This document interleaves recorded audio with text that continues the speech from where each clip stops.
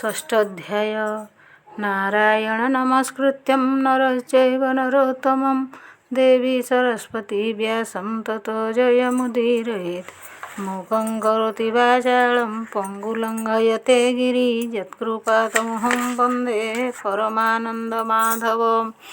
श्रीसुत उवाच शौनकः आदिमुनिमध्ये सुतकहन्ति ये आनन्दे शुण सकल मुनिजने से व्यास नारद वचने। एमन्ते नारदर बाणी सत्यवतीर पुत्र शुणी। नारद जन्म कर्म जेते कृष्णଙ୍କୁ भजिले जेमन्ते से सर्व कथा जानिबारे पुणी पुछिले आउ थरे। व्यास उवाच गले सन्यासी जेउ दिन तुमଙ୍କୁ करी मंत्रदान संतोषे देई कृष्ण दीक्षा गमिले जेणे तांक इच्छा। तदंतरे कले किस तुम्हे जे अल्प बयस जन्म सर्जना प्रजापति बालक कालु जे भकति करी बंचंती प्राणी सर्वे तुम्हे बंचिल क्यों भावे। काल प्रवेश मुनिवर केने छाड़िल कलेवर पूर्व कल्पर जे विचार कि रूपे हेल जाति स्मर तुम्हर तेहु ज्ञान उन्ते काल न हरिला के मंदे। एमन्ते व्यास मुखु शुणी ब्रह्मानंदन वाक्य भणी। नारद उवाच शुण हे मुनि शुद्ध चेता जे जन्म कर्मर बारता मते परम ज्ञान देई विप्र जे गले पथ बाही। मो पुणी प्रथम बयसे मुनिजनक उपदेशे दिन बंचई माता कोले मन मथाए तांक मेले।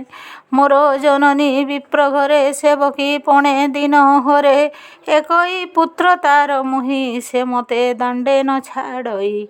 स्नेहे पोषई नीति नीति मत हुनाही अन्य गति सेवई विप्र घरे मते न चाहे आत्मार आयते।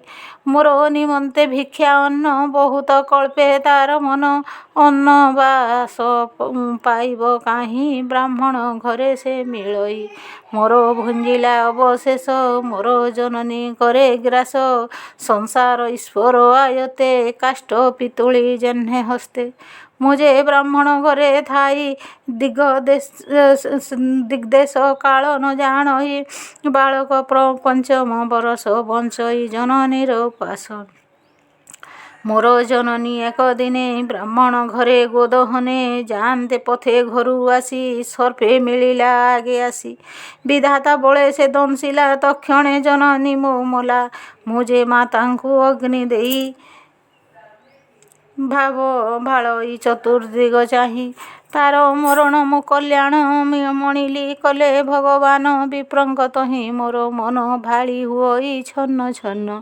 ताहांकु भेटिबार अर्थे गली उत्तर दिग पथे अनेक दूर ग्रामे ग्रामे विप्रंकु खोजी पथ श्रमे।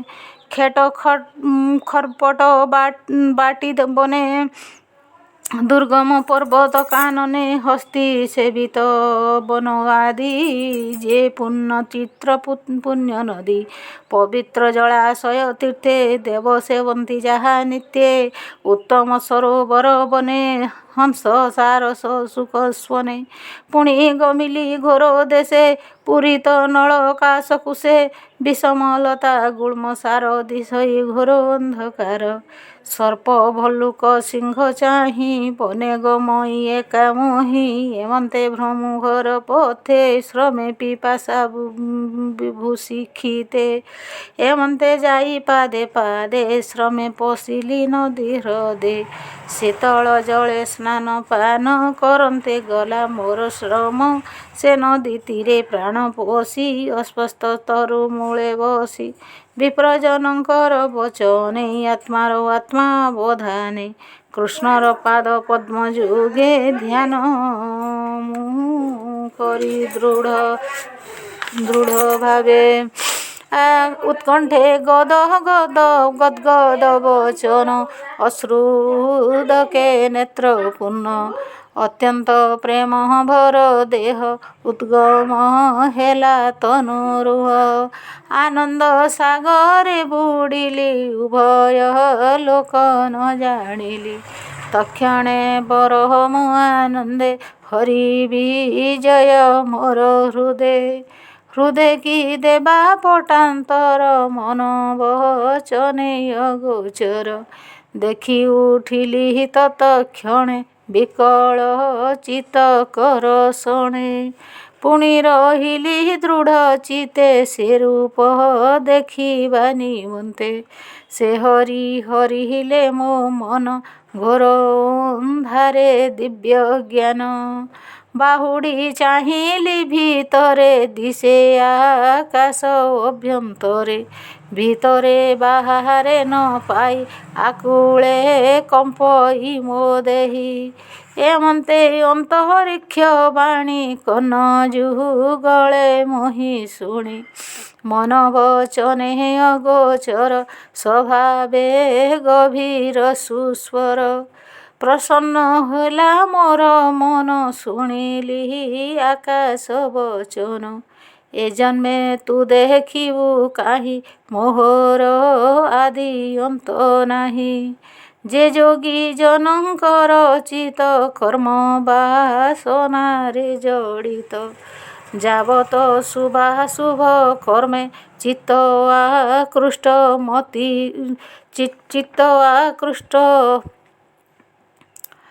ମତି ଭ୍ରମେ ଭେଟ ସେ ପାଇବେ କେମନ୍ତେ କର୍ମ ଆବୋରି ନାନା ମତେ ମୋର ସେବକ ସେବା କାଳେ ତୁଜେ ବଞ୍ଚିଲୁ ସାଧୁ ମେଳେ ତେଣୁ ଦେଖିଲୁ ମୋତେ ବେଳେ ପ୍ରକାଶ ହୃଦୟ କମଳେ ମୁଁ ତୋର ଚିତେ ନିତେ ଥାଇ ତୋ ଦେହ ମଙ୍ଗଳ ନାହିଁ ତୁ ଯେ ସାଧୁଙ୍କ ସେବା କରି ଏବେ ତରିବୁ ଭବବାରି ଦୃଢ଼ ଭକତି ମୋର ପାଦେ ନିତ୍ୟ ପ୍ରକାଶ ଅପ୍ରମାଦେ ଅନ୍ତେ ପଶିବୁ ମୋ ଭୁବନେ ଏ ଦେହ ଛାଡ଼ି ମୋର ଧ୍ୟାନେ ମୋର ବିଷୟ ତୋର ଗତି କେବେ ନ ଭଜୁ ଦୁର୍ଗତି ସୃଷ୍ଟି ପ୍ରଳୟ ବାଧା ଯେତେ କେବେ ନ ଲାଗୋଇ ତୋତେ ମୋ ଅନୁଗ୍ରହେ ହେଉ ଜ୍ଞାନ ହେମନ୍ତ ଆକାଶ ବଚନ ସ୍ୱଭାବେ ବାଣୀ ଅନ୍ତରିକ୍ଷେ କେ ତାହା ଦେଖିବ ପ୍ରତ୍ୟକ୍ଷେ ସ୍ୱଭାବେ ରୂପ ନାହିଁ ଯାର ମହାମହିମା ନିର୍ବିକାର ସେ ବାକ୍ୟ ଶୁଣି ଚିତ୍ତ ଶିରେ ପ୍ରଣାମ କଲି ତାପରେ ଭାବେ ହୋଇଲି କୃତ୍ୟ ଶୁଣ ହେ ସତ୍ୟବତୀ ସୁତ ସେ ବିନୁ ନ ଜାଣଇ ଅନ୍ୟ ମୋ ସର୍ବଗତି ଭଗବାନ ଏଲାଜ ସର୍ବପରି ହରି ଉଚ୍ଚେ ଗୋବିନ୍ଦ ନାମ ଧରି ଅନନ୍ତ ଗୁଣ ତାର ଯେତେ ଚିତ୍ତେ ସୁମରିୟ ବିରତେ ପୃଥିବୀ କରି ପର୍ଯ୍ୟଟନ ବିଗତ ରାଗ ତୁଷ୍ଟ ମନ ଏମନ୍ତେ ଭ୍ରମି ଅନୁଦିନ ନିର୍ମଳ ହୋଇଲା ମୋ ମନ ମରଣ ସମୟ ନିୟତ କାଳ ହୋଇଲା ଉପଗତ ସଂଶୟ ସ୍ଥିର ମୋର ମନେ ବିଜୁଳି ଯେହ୍ନେ ନୀଳ ଘନେ ଦିବ୍ୟ ଶରୀର ମୁହିଁ ଦେଖି ତକ୍ଷଣେ ଶରୀର ଉପେକ୍ଷୀ ଆନନ୍ଦେ କୃଷ୍ଣ ଅନୁଗ୍ରହେ ଶୂନ୍ୟ ଗମିଲି ଦିବ୍ୟ ଦେହେ କଳ୍ପାନ୍ତେ ଦିନ ପ୍ରଳୟରେ ଏ ଦୃଷ୍ଟି ଦେଖିଣ ଉଦରେ କ୍ଷୀର ଜଳଧି ମଧ୍ୟେ ସ୍ଥିତ ଅନନ୍ତ ଶୟନେ ଅନନ୍ତ ପଶିଲି ତାର ଅଭ୍ୟନ୍ତରେ ନିର୍ଲେପ ନିର୍ମଳ ଶରୀରେ ତହୁଁ ସହସ୍ର ଯୁଗ ଗଳା ଶୟନ ଅନନ୍ତ ଉଠିଲା। ତକ୍ଷଣେ ବ୍ରହ୍ମରୂପ ଧରି ଭୂମି ବିଆଇ ସୃଷ୍ଟି କରି ମରିଚି ଆଦି ସପ୍ତପୁତ୍ର ବ୍ରହ୍ମା ମନରୁ ହୁଏ ଜାତ। ମୁହିଁ ହୋଇଲି ତାଙ୍କ ମେଳେ ସମ୍ଭୂତ ବିଗତର କୋଳେ ନିଶ୍ଚଳ ଚିତ୍ତେ ଦୃଢ଼ ବ୍ରତେ ତିନି ଲୋକେ ଭ୍ରମେ ନୀତି। କୃଷ୍ଣର ଭାବେ ଭ୍ରମେ ନୀତି ମୋହର ଅଭ୍ୟାଗତ ରୀତି। କୃଷ୍ଣର ଭକ୍ତି ଭାବ ଭୁଲେ ମୁହିଁ ଗମଇ ଅନ୍ତରାଳେ। ଦେବଙ୍କ ମଧ୍ୟରେ ମୁହିଁ ଥାଇ ନୃତ୍ୟ କରଇ କୃଷ୍ଣ ଗାଇ ଶୁଣି ସନ୍ତୋଷ ମୋର ବାଣୀ ବୀଣା ଗୋଟିଏ ଦେଲେ ଆଣି। ଗାନ୍ଧାର ରାଗେ ବିଭୂଷଣା ସାମରୁ ନାଦ ତିନି ଗୁଣା। ଶୁଭେ ମୂର୍ଚ୍ଛିତ ନାଦ ବାଣୀ ଆନନ୍ଦେ କୃଷ୍ଣ ନାମ ଗୁଣି। ନିରତେ ଭ୍ରମଇ ଜଗତେ ଶୁଣ କହିବା ଯେତେ। ହରିର ଭୟ ଚରଣ ଅଶେଷ ତୀର୍ଥର କାରଣ। ସେ ପଦ କଲି ସୁମରଣ ଶୀଘ୍ରେ ମୋ ଚିତ୍ତେ ନାରାୟଣ। ଆଦିତ୍ୟ ତେଜ ପ୍ରାୟ ଦିଶେ ଅଜ୍ଞାନ ତମ ବେଗେ ନାଶେ। ଏ ହରି ଚରିତର ଗୁଣ ଭୂମୁନି ସାବଧାନେ ଶୁଣ। ଭବସାଗରେ ଯେତେ ନରେ ଆରତ ଚିତ୍ତେ ଅଭ୍ୟନ୍ତରେ। ବିଷୟ ରସେ ସୁଯନ୍ତ୍ରିତ କେବେ ହେ ନୁହେଁ ଶୁଦ୍ଧ ଚିତ। ଇଚ୍ଛନ୍ତି ଭବ ସିନ୍ଧୁ ଗର୍ଭେ ସେ ନର କେମନ୍ତେ ତରିବେ। କୃଷ୍ଣର ଗୁଣ ଗାଥା ଘୋଷି ଆନନ୍ଦ ଭାବେ ସେ ଯେହୁ ରସି। ହେଲେ ତରନ୍ତି ଗୁଣ ଗାଇ ଅନ୍ୟଥା ସୁଖ ଲେଶ ନାହିଁ। ଯମ ନିୟମ ଯୋଗ ପଥେ ଯେ ନର ସାଧେ ଅବିରତେ।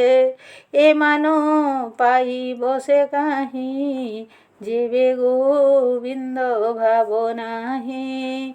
ଶୁଣ ହେ ସତ୍ୟବତୀ ସୁତ ଯେ ପୂର୍ବ ମୋହର ଚରିତ। ମୋ ଜନ୍ମ କର୍ମ ସଙ୍ଗେ ଯେତେ କହିଲି ତୁମ୍ଭର ଗ୍ରହତେ। କହଇ ଦାସ ଜଗନ୍ନାଥ ପ୍ରଥମ ସ୍କନ୍ଧେ ଭାଗବତ। ଇତି ଶ୍ରୀମଦ୍ଭାଗବତେ ଭାଗବତେ ମହାପୁରାଣେ ପାରମହଂସ୍ୟାଂ ସଂହିତାୟାଂ 82କ୍ଷାଂ ପ୍ରଥମ ସ୍କନ୍ଧେ ବ୍ୟାସ ନାରଦ ସମ୍ବାଦେ ନାମ ଷୋଡ଼ଶୋऽଧ୍ୟାୟ। ଭୀମସ୍ୟ ପ୍ରେରଣେ ଭଙ୍ଗो ମୁନେରପି ଭ୍ରମଂ ଯତି ଶୁଦ୍ଧଂ ଅଶୁଦ୍ଧଂ वा मम दोषो न विद्यते। प्रस्तुतारभ्यं परिपालयन्ति न्यायेन मार्गेण मम महिषा गोब्राह्मणं सन्तु वर्जेण पृथिवी सस्यशालिनी।